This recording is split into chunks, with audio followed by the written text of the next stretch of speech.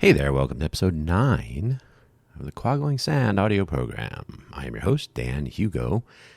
I am enjoying the effects of my sinuses going nuts and talking for probably 16 hours on the 9th of January. That was yesterday. Today is the 10th of January, 2024. Yeah, that's it. And this is CES week here in Vegas. It is either still the largest or certainly one of the top 2 or 3 largest convention events here in the Vegas area. Kind of takes over the convention center and various other spaces and the streets and the sidewalks and the mindset. So it's pretty crazy. A long day interacting with people at the show, before the show, at the show, after the show. And so we'll see how my voice goes over the course of this quick reflection on connecting and communicating, which is apropos our meetups. One meetup I had in the morning yesterday, and then a much more well-attended. Both were successful for very different reasons, but they were about connection and communication, as are most things. So I will say there may be some background noise. There may even be a random fire alarm sounding. That's mandated testing of the structural fire system. Pay no mind. I don't even know if I'll edit them out, depending on if it happens. We'll see. So it's the morning of Wednesday, January 10th. I will literally record, publish, and hit the road day 2 of the public part of the Consumer Electronics Show, CES. So do you remember when you used to actually write letters to people? You may not. If you are not of the pen and paper generation, well, I think you missed out. I used to write letters frequently. I'm known to have sent a postcard or two. It's always fun to receive one. And sometimes I would actually go and meet people. I've mentioned before my attendance and participation with the Arizona Desert Apple Menagerie, later the Arizona Apple Users Group. This was in the Apple II GS, Macintosh Lisa, very early Mac 128, as it would eventually be known as. Those early days, actually going and meeting with people in person and talking about things we were interested in. That used to be a thing. It still kind of is, kind of. You didn't necessarily have to go to the nearest possible meetup point. You would sometimes travel, sometimes actually put in some real effort in connecting and communicating with your friends, relatives, colleagues, and sometimes just a crowd. I'm kind of lamenting that. Our links section in the show notes, I'm starting to notice that Spotify just does not make it easy. And I've talked about this in all of my programs, that self-publishing is still the way. Things like CES make it very difficult to sit down and make those things happen. But it is also the end of the beginning of a very busy year ahead. It needs to be done. And so I will look forward to that. But the links, I only have the normal 2 buymeacoffee.com/DanHugo, which links to all of my audio programs and various other projects. If everything that we talked about yesterday at our evening meetup comes close to fruition, there may be yet more cool projects to list there and more actual self-hosted and self-publishing endpoints that you can find things. Buymeacoffee.com/DanHugo is itself not great for a couple of different reasons, but it is, I call it an out-of-band. It's not a part of my own publishing workflow. It's not a domain I own. It's not something that would go down as a result of, disappear as a result of my inaction or generally giving up on a particular domain name or platform or project or whatever. So it's an easy waypoint for anyone to stumble upon and just quickly find some stuff. So I've been trying recently to add some content to it in a way that will be helpful, that they make slightly difficult, but yet more reason to own your own fill in the blank.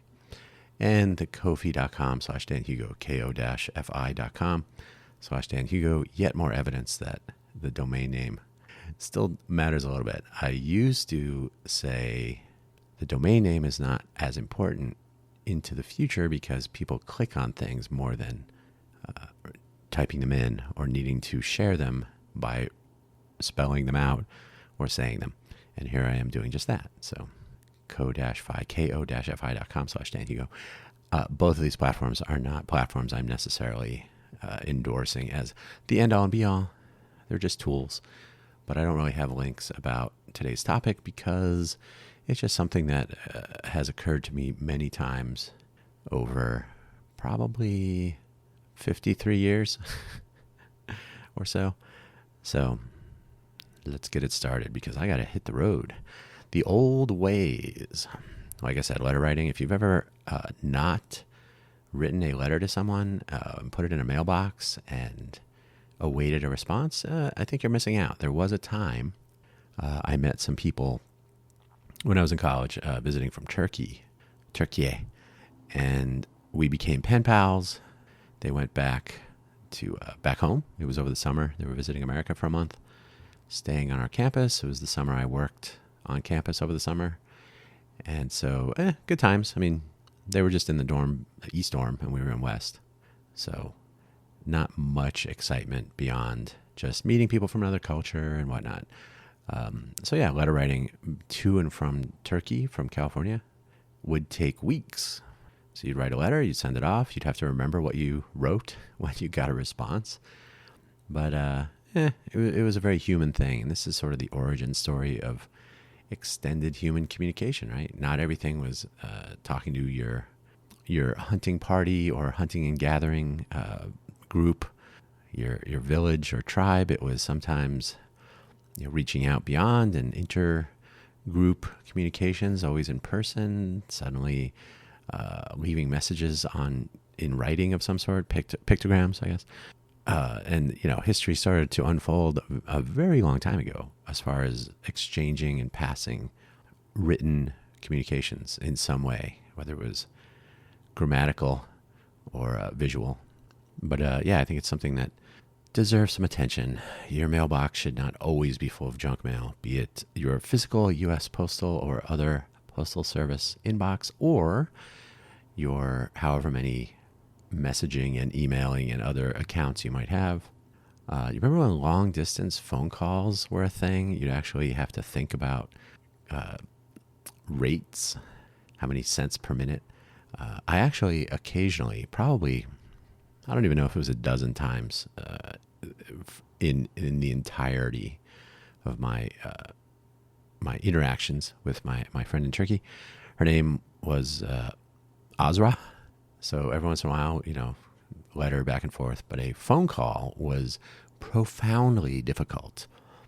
There was obviously the time difference between California and Turkey, and then there was the ridiculously inconvenient echo effect. So there was a delay and echo response, you'd literally hear your own voice reflecting back to you. I don't know that one. Yeah, I know. A little Amazon thing there. You would literally not. You'd literally hear yourself reflecting back before you'd hear the other person at the other end. It was just an artifact of the times, and the call quality was not great. However, it was international calling, which was yet again more connective than writing notes to your local colleagues and leaving them on cave walls and so on. So here we are, be able, how many decades ago to carry on as normal people, not world leaders, to carry on actual conversations with all their limitations between vastly separated points on the planet. Obviously, there was a small language barrier, although Azra spoke English quite well. But of course, if someone else were to answer the phone, not speaking English, there was always the mysterious, delayed, echo-laden, and of course, language barriered hello, America, hello, Azra, California, U.S.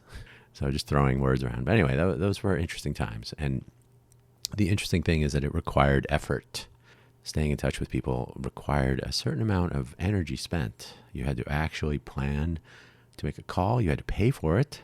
You had to contend with these quirks and occasional challenges. So the communication with the other person became a journey to reach the actual point of being able to say hello. And that, as the saying goes, was part of the gift, was making that effort and getting, even if you didn't actually end up talking to them, there was still the pro-action needed, an indication that the person should get back to you. They should return that effort to complete the communication, close the loop. And so walking next door or around the corner to visit a friend, a walk with them to school. This is something I was doing around age 5. Hanging out outside, playing or otherwise, however old you are when you're doing this. These were real things. These were real interactions. They were probably seminal. These are things that are not so common nowadays with younger people. There's always the threat of kidnapping and other chaos, which in the early 70s were nightmares not to be pondered other than on a movie screen. So the times have changed in that regard. It's unfortunate. I think a culture of connectivity would begin when we were very young. Maybe that's the case. So I always mention it used to be Atom, the Desert Apple Menagerie. They had a BBS, a bulletin board system. These are pre-internet days. Anybody who's seen FidoNet or the Waffle BBS, or there were a lot of variations, but you could have a modem attached to your computer and a phone line, and people could call your computer from outside, from elsewhere, and they could leave messages for other people in the group. So it was almost like a decentralized FidoNet would be sort of like a federated and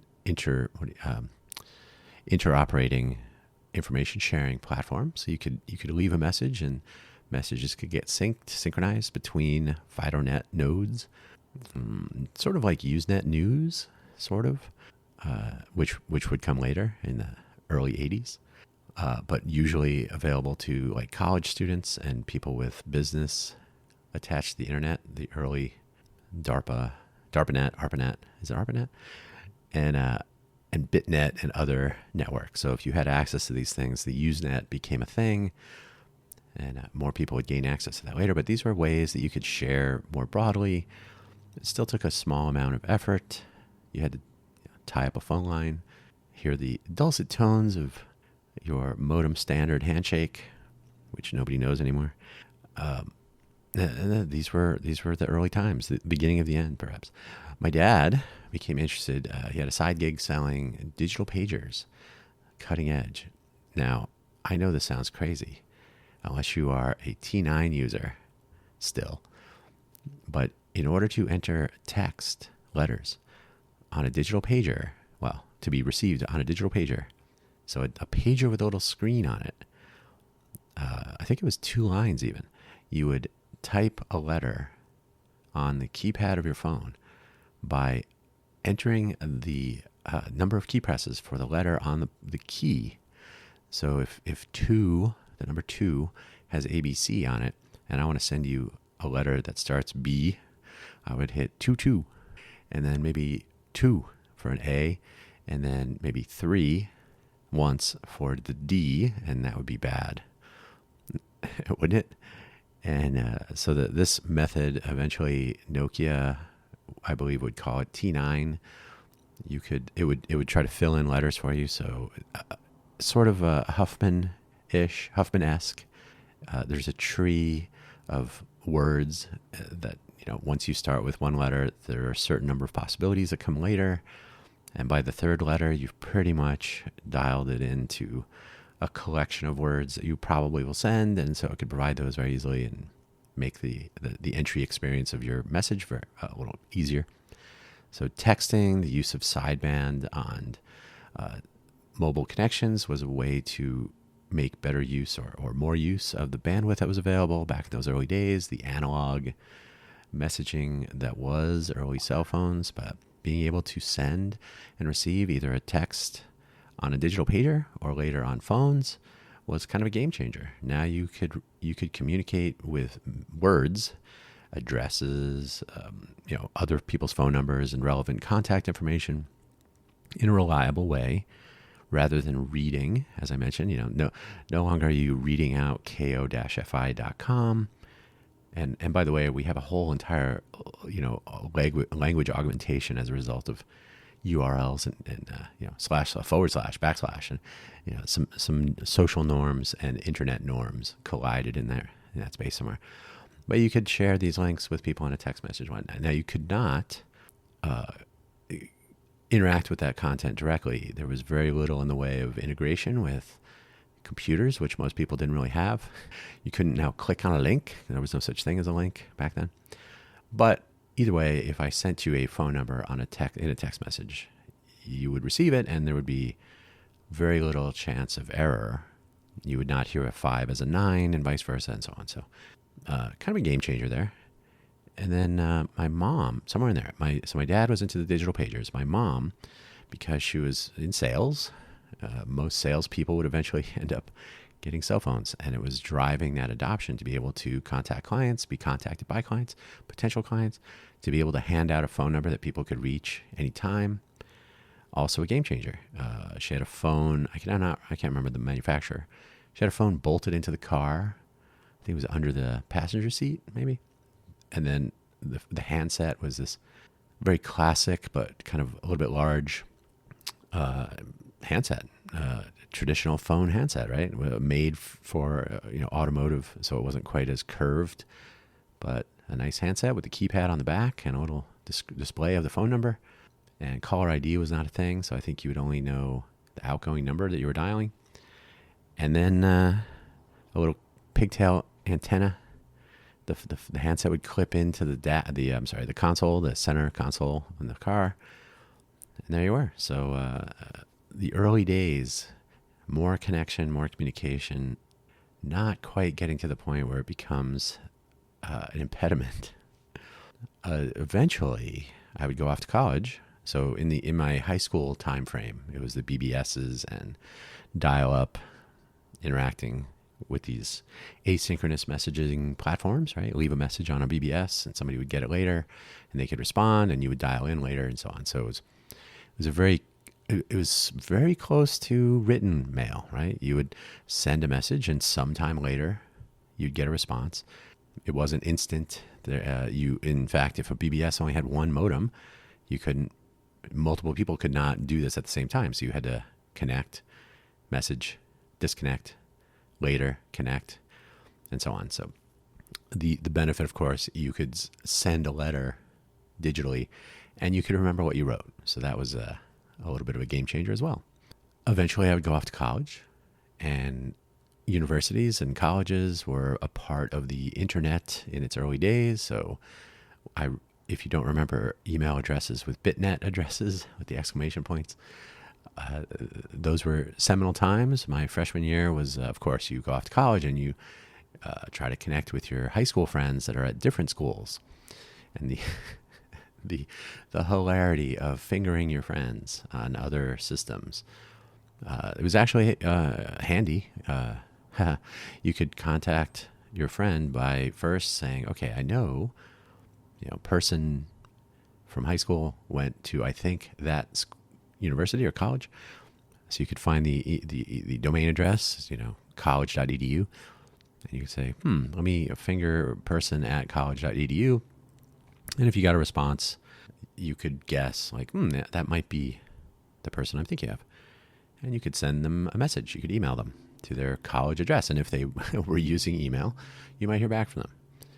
Email was still one of those like, I don't use it, which is still true today to a nearly 0%, nearly 0% likelihood, I guess. So the ability to communicate at scale, your computer was always available. Sometimes you had to go to a computer lab or maybe dial into your phone, your school phone bank modems to make use of it. But as it happens, when I went to Harvey Mudd College, a bastion of tech and engineering and just adoption and use of these things, development of them, we literally had a phone system with a switchboard. So you had to call and then be connected to a particular dorm room.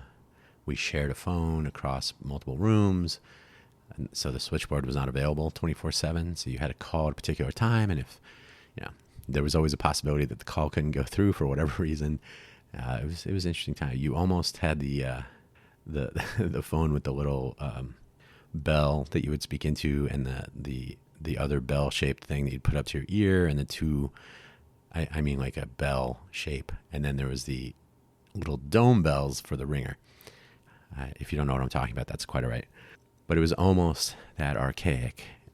As it happens, my parents were using AOL. They had joined the internet through the AOL gateway.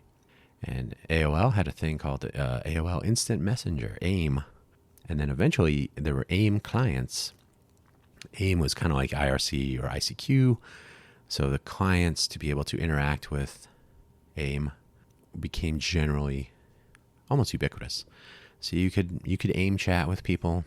You could use the Unix or network chat programs and stuff. There were a variety of ways. So if you want to talk to your family with AIM, AOL Instant Messenger, that became quote unquote easy.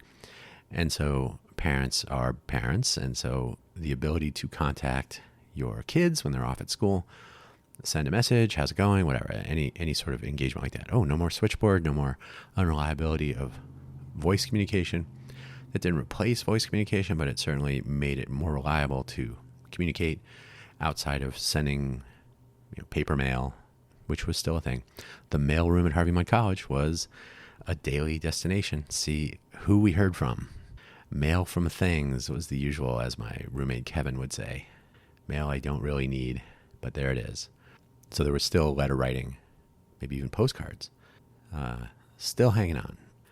Eventually, I think it was when was it? I got my first cell phone in about 1996, 98. I think it was 98, somewhere in there. So people having cell phones became somewhat common. I was in Silicon Valley, but we had horrible mobile phone connectivity there, ironically. So, but I think more people, certainly in Europe, GSM 900 was the thing. So the ability to use a phone and to text message people started to really catch on. We actually, when I worked at Philips, somewhere around the year 2000, in fact, right before and right after the Y2K switch, we were doing some work with Nokia and Ericsson. Actually, Philips used to make displays for both of their phones, which were insanely popular. We were discussing with our European colleagues. Philips is a Dutch company, of course. They would say, yeah, people will sit in a coffee shop and text with each other at the table. They'll send a text message and have a conversation with the person sitting at the table with them by a text. And we thought that was ridiculous. If only. So, yeah, we're already there. The mobile internet, once you could actually, and this, the WAP browser, if anybody ever used that, I had this really funky Ericsson phone. I think it was like the 520 something. A very cool handset, like metallic finish, very thin by them, the standards of the time. An actual keypad on it and a little tiny screen. But you could literally visit a website, a WAP-enabled website, and, search for information on it in the most archaic way, barely usable. But it was the beginning of the beginning, perhaps. So you could actually access information while you're moving around, and you could message people. Suddenly the possibility of sending someone that email address or phone number, or, in the early days of the web, of course, you could send a URL, and you could do something with it in your hand, in your mobile device. So that meant you could actually be connected to people all the time for monthly fees, of course. Certain fees may apply to messaging and downloads and so on, bandwidth, minutes. But yeah, certainly interesting times. And this was right around the Y2K. The future was upon us. When I joined MySpace as, sort of the wave of, ooh, here's a thing. That was the beginning of the end, I think, or the end of the beginning. Being friends with someone meant accounting, requesting being a friend, and them accepting, like, wait, we're already friends. Why am I Why do we have to now be friends? Why am I friends with Tom, etc.? Later, Twitter would launch. I talk about Twitter quite a bit. In its early days, it was kind of an interesting scheme. As some know, the initial message length was connected to the SMS message length. Twitter messages could be 140 characters, I believe it was. And an SMS text, before they did message chaining, was something like 150. There was just enough for some extra information to be sent. So yeah, the tweet size and SMS single message size were intimately related. So the ability to tweet to multiple people, South by Southwest was the big thing. People thought it was fascinating that they could tweet about what they were eating, sitting at a table with other people, and everyone else could read it. It's the simple things. Facebook would come along, and I recall almost, not the day, but I remember the thinking. My college was trying to put together an alumni website those early days, and I believe it was somebody who went to Harvey Mudd College, was working at or founded even a company that was trying to build an alumni social network platform of some sort. And it was very cumbersome and difficult to use. And of course, we early adopter nerdles were like, oh, wait, Facebook, that's so much easier. And we sold our souls to be Facebook alumni group members for whatever reason. So now, we can just post things on there instead of communicating directly. Why would I send someone an email or a text message whom I know? I can just post it on Facebook. I found it interesting also around the time. It's probably 90, 96, 98, somewhere in there. A friend of mine from college had a, what was it? The Treo? It was a Palm, maybe it was a handspring phone. And it had a keypad on it. And he said, oh, it's so much easier that I can type emails, get them on my phone, respond. And I was like, but you never respond to emails. You're literally telling me it's easy to respond to messages. And then when you don't respond to a message I send you, I now know that you are making that choice. So there's some subtleties to this continuous communication, like the Mokusatsu challenge I've mentioned many times back in the World War II timeframe. I am choosing to not respond to you. And if I know that, and of course, knowing that someone has read and is responding with messaging with the little so-and-so is typing and other animation effects and whatnot, but just having read receipts, for example, in an email, like I know you read my email, you didn't respond. And that has only evolved into a soul-crushing sadness, I suppose, for some. Like, why didn't you respond to me? I know you read. How come you responded to this person but not that? And, truth be told, it is interesting that people who don't think about these things, if I don't respond to you but I post on social media, you can see that I know I emailed Dan. He didn't respond to me, but he's posting photos on Instagram and he's tweeting. So it's not like he's busy. So he must not want to talk to me. That's obviously the take home, right? Whether it's true or not. There is a cultural divide. Some people want to respond when they want to sit down and respond. They don't respond quickly. They respond thoughtfully. But if you have a quick person and a thoughtful person, one person will respond quickly and the other person will wait. That doesn't always jibe well. So there's all kinds of new dynamics in communication. You're no longer sending a letter at the post office and wondering, I wonder how long this will take to get to down the street or around the world. And then there was reading the message. There was possibly assembling a response over however many hours or days. Maybe you want to send a photo, so you have to develop a photo from the photo mat. Remember those days? So the messaging process would be kind of lengthy, and it was intent, I suppose. Purposeful, proactive. Now you can just send a reply anytime you want, or maybe you think about it. And so all these compression of time implications have an impression left on each end of a conversation, whether that person is going to or means to or doesn't intend to respond in a useful way, if at all. So yeah, suddenly complicated. Direct messaging, I think, was really the beginning of another end of a chapter. I remember, I don't know if it was Facebook first, but the ability to send someone a message became a sticky feature. Like, oh, now you don't have to leave your Facebook friend list to send them email. You can just message them directly in Facebook. We own the communication. We control the vertical, the horizontal, et cetera, et cetera. So I personally think, even though we all gave into it and we were, oh, I can just message my entire friend list or whatever. It really was handing over your communications to someone else. It was, hey, I have a friend or a colleague or a family member I would like to talk to. Can I Facebook? And the entire notion of Facebook jail, of being like, oh, I can't send messages for 3 days or 5 days or a month or whatever it was. It's sort of insane. Now, I use Facebook to stay in touch with my family, but I'm not allowed to stay in touch with my family because I posted a picture. Occasionally I would post, when I was still using Facebook years ago, I would post usually links to articles or other content. And if some mysterious force at Facebook found it objectionable, some violation of some terms that were strange because it was just a link to some other thing, sometimes news. There was a news article about an altercation at a casino here in Vegas.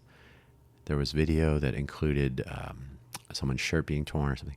Oh, no, violence, can't have it on the platform. You go sit in the corner for a couple of days. Like, this is a news article. It's not, it actually happened. So once you've connected behavior with connection and communication, I think you run into trouble. I think that's a longer story for another time. Kind of interesting here in Vegas. I've lived in Vegas for 10 years, and there are a couple of things that happen when you live in a place like Las Vegas, when you live near Disneyland or Disney World, when you live in Manhattan, perhaps, these destinations that people go to. First of all, there's a belief, I think, that many people have that if you live in Vegas, you are on call 24/7. You are available to hang out. You know all the spots. You are a walking encyclopedia of free time and distraction. That's not the case. So I get sometimes, although much less frequently over more recent years because I was fairly adamant about this, but in the early times, hey, I'm going to be in Vegas. I go, okay. Yeah, I'm going to be there for the week, for CES or for the weekend or whatever it was. And okay, yeah, let's meet up. And then you'd never hear from them. Well, here's the take home. People come to Vegas.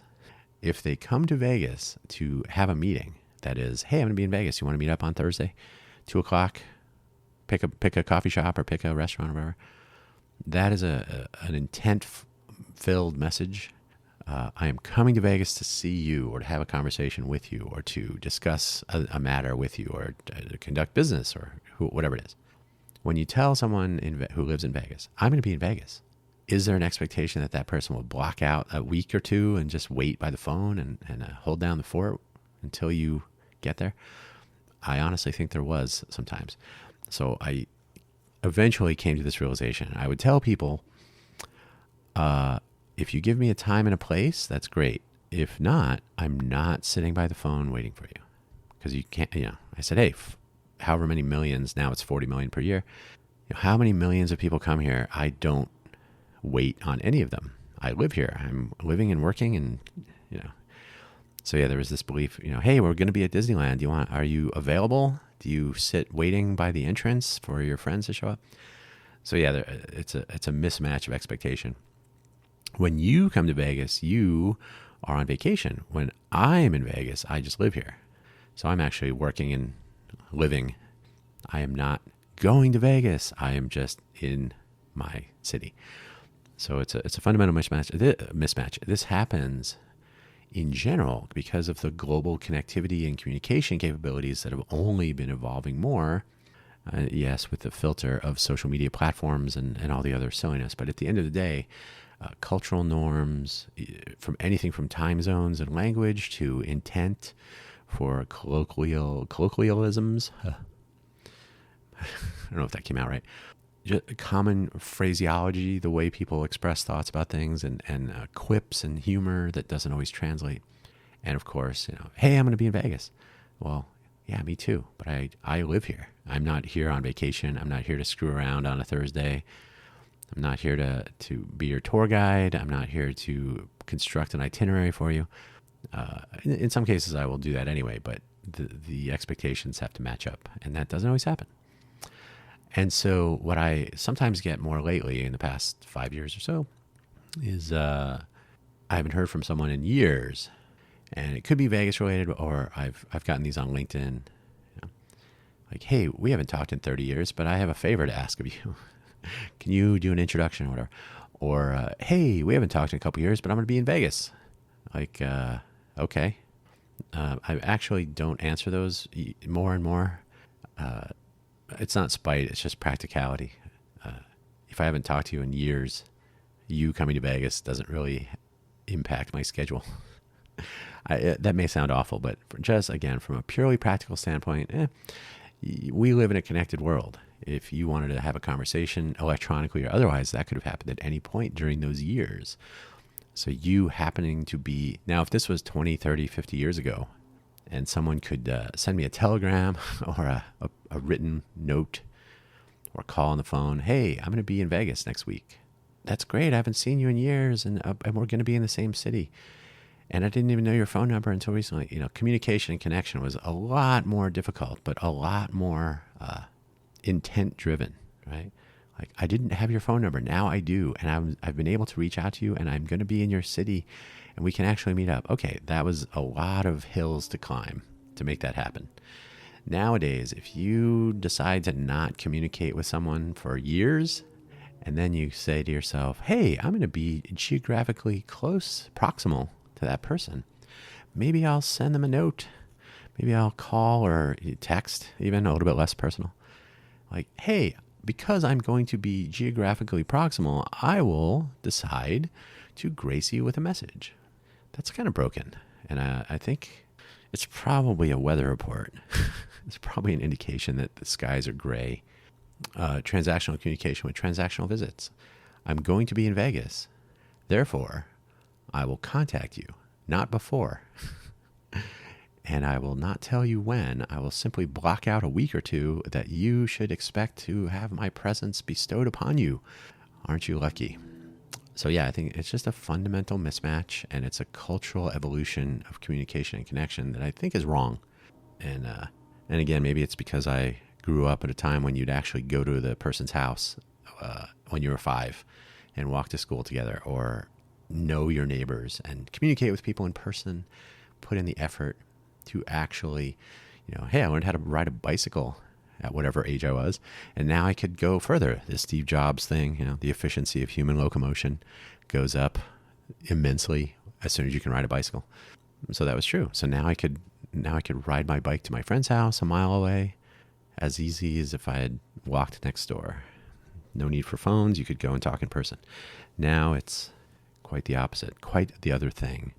So what is the future? Is there hope and change to be had? I kind of think that Elon Musk has started something that was already only just starting, which was the realization that it's tiring to have all these transactional messages and to be completely consumed with who is following and liking and sharing and retweeting and getting blocked and getting canceled or otherwise on probation. You can't use our platform until you do this or for some number of days. Now you can't communicate with your followers, your quote unquote community. You must satisfy our rules in order to use our tools to talk to the people that you know, and we are going to monetize that. I think these things are starting to get tiring. I think they've had massive psychological effects on individuals and social psychology impacts on large groups and swaths of the population that are distant, that would never have talked to each other otherwise. Right?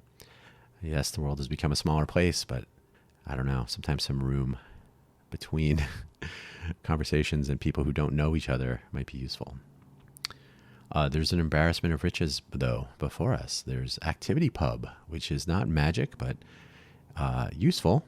It may or may not be a viable solution, but it is certainly a currently viable solution to sharing information broadly across platforms. Now you don't have to be a member of a group online that I am a part of. You don't have to join my Mastodon instance. You can be on yours and we can actually message each other.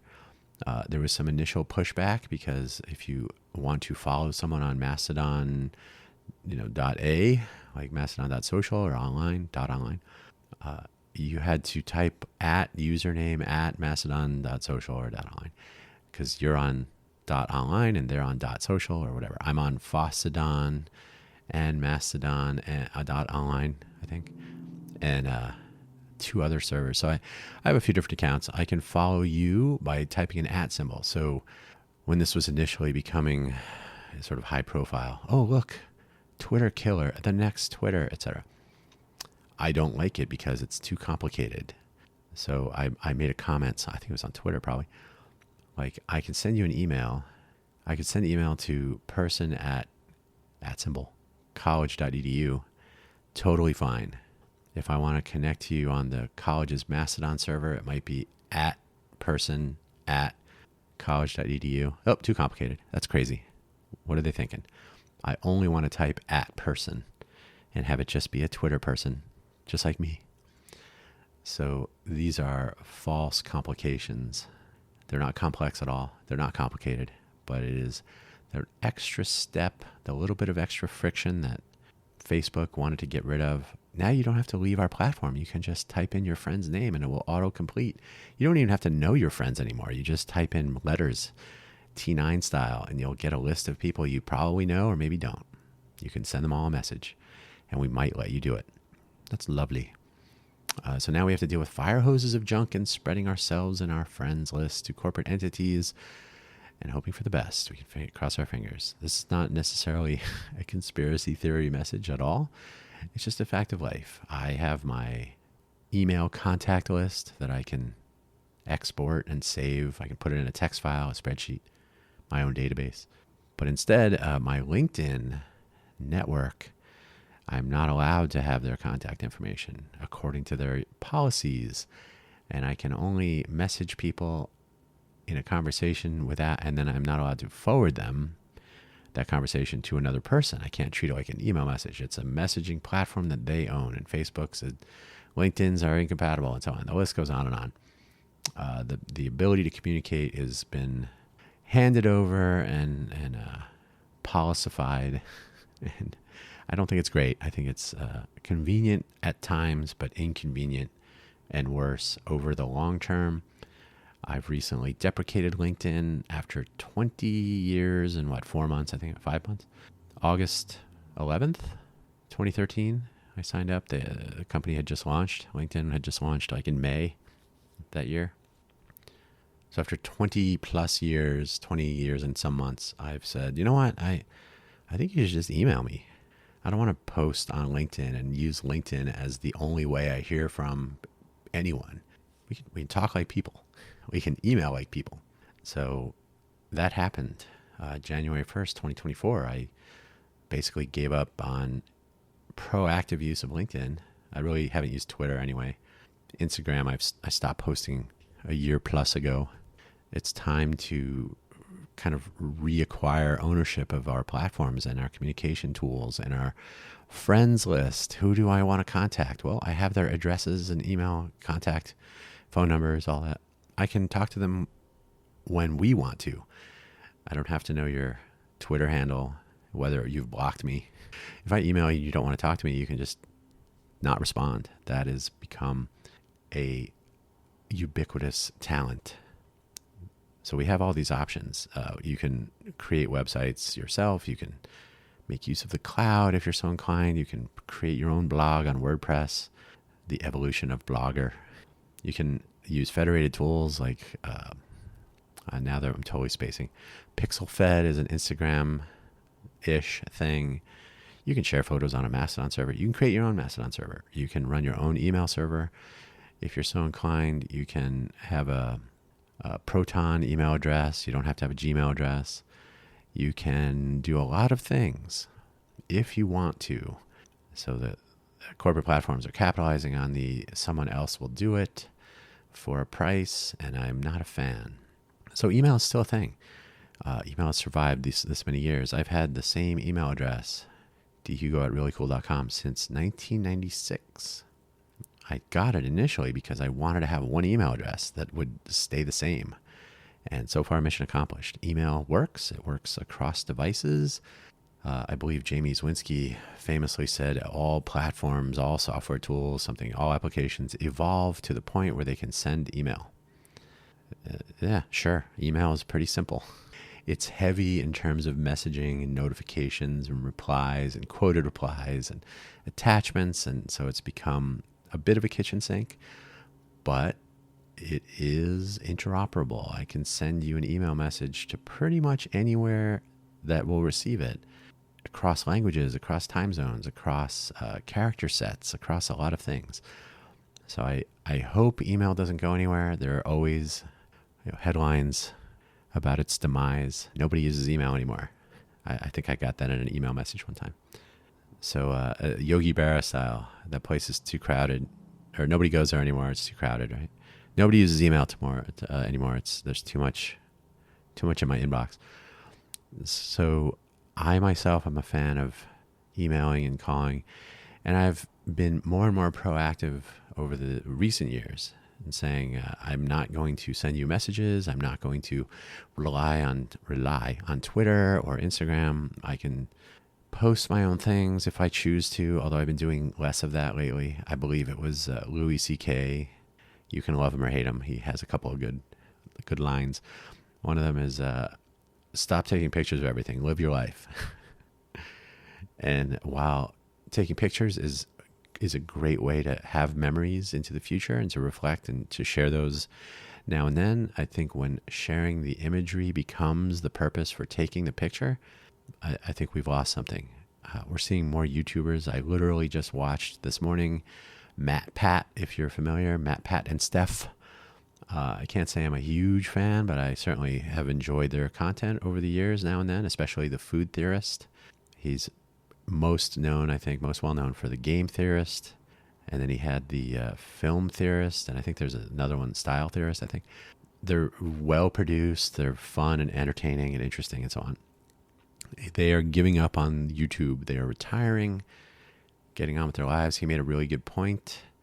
He said when he and his wife and their, I think 2 children or 3, he said everything was work when we're sitting at a table, dinner, breakfast, whatever, talking about content creation, not talking about, hey kids, how did you do in school today? Whatever, it's when creating and sharing content, even if it's a job, when it becomes your life, you've lost something. And so they're retiring and handing the torch, the baton over to other people. I think that's a moderation choice they're making. I don't think they're disappearing from the world, but they're definitely stepping back, putting their engagements in the social space and YouTube and otherwise into a better for them context, which I think is laudable. I think we should all think about that. I myself try to be more right now I'm posting an audio program that others can listen to at their leisure. So I'm kind of using the megaphone that is social media in general. But that's another reason why I like to have audio programming with guests, to have conversations, and people can listen in on those conversations. And then really, ideally, the ability to interact. It's a conversation with interaction. I think those are valuable and a little bit more personal rather than the broadcast on social media platforms with the sniping and the trolling and the cancellation and the forwarding and retweeting and excerpting and so on. I think that you really start to lose the value when these commoditized interactions become fodder for agenda. Having conversations, though, I cannot tell you how often podcasts have been educational and informative. I think they can be. They don't necessarily have to be YouTubers sniping at each other and worse. They can actually be productive. There is some extremely fine YouTube content. There are some amazing podcasts, audio programs, podcasts as YouTube videos, which is kind of a thing, but they're probably different. There are even some discussion groups that are worthwhile. So I think if we have intent and we are able to curate our own interests and how we interact, we probably will spend a lot less time fretting over who did not respond and who didn't like and share and so on. I think if we can get back to the times when interpersonal communications actually meant something, when you had to put in a little bit of effort and you're rewarded with a little bit of effort in return, I think those communications are valuable, and I think they're worth those efforts. I think it is less and less worthwhile to pursue communication as a means to further an agenda, a business. Communicating for business, that's fine. But if that becomes the reason you are communicating with anyone, I really don't want to get LinkedIn connections from friends. Hey, how's it going? Hey, is there any way I can help you with your business? If you want to set up a call, that's just spam in a different can, right? So yeah, I'm really, really 100% leaning to the message I've been espousing for a couple of years. You should own your own everything. You should publish yourself. You should make use of tools now and then, but don't make them the way that you interact with the world. Don't hang all of your weight on the hook of Instagram or TikTok. It is far too easy to be yourself and to make use of these various tools and technologies to have control over that self and to interact with others doing the same and to actually have control over those communications. And that is my future path forward. I would very much like to stay in touch with people that I know, that I have known. I would like them to have the same view and not feel as though communications with someone is based on their travel schedule or based on their whim, or almost my least favorite, based on a calendar. If you only send out a message on a holiday and you never interact with someone otherwise, don't send the message. Why do these things? So I think it has become so easy to communicate with people that we don't do it anymore. And that's unfortunate. And that is where I will leave it today. I'm going to try to hit the road to CES very soon. I hope you have a wonderful time. I hope this has been an interesting episode. You are more than welcome to email me. If you've listened this far, you probably know my email address. You can email me at danielvhugo@gmail.com. You can email me at danhugo.com, DOT. That's my second oldest, third oldest? My third oldest email address. dhugo@reallycool.com, also the oldest email address I have, 1996. Daniel V. Hugo was my Gmail address from the beta. Somebody signed me up for the beta and I kept the address. So, okay, danielvhugo@gmail.com. And then danhugo.com is like my catch-all mobile, etc. So yeah, you can email me if you want. Media at quaglingsand.com. The list goes on. Email addresses aplenty. They all come to me. Isn't that nice? Have a great one. buymeacoffee.com/danhugo. You don't need to actually buy me a coffee, but it is a useful place to find episodes of links to my other audio programs. Spotify has to be deprecated or moved to secondary. So self-publishing, it is a message I will not only repeat, but I will implement. And I hope you do too. Thank you for listening. Have a nice one. Happy New Year again.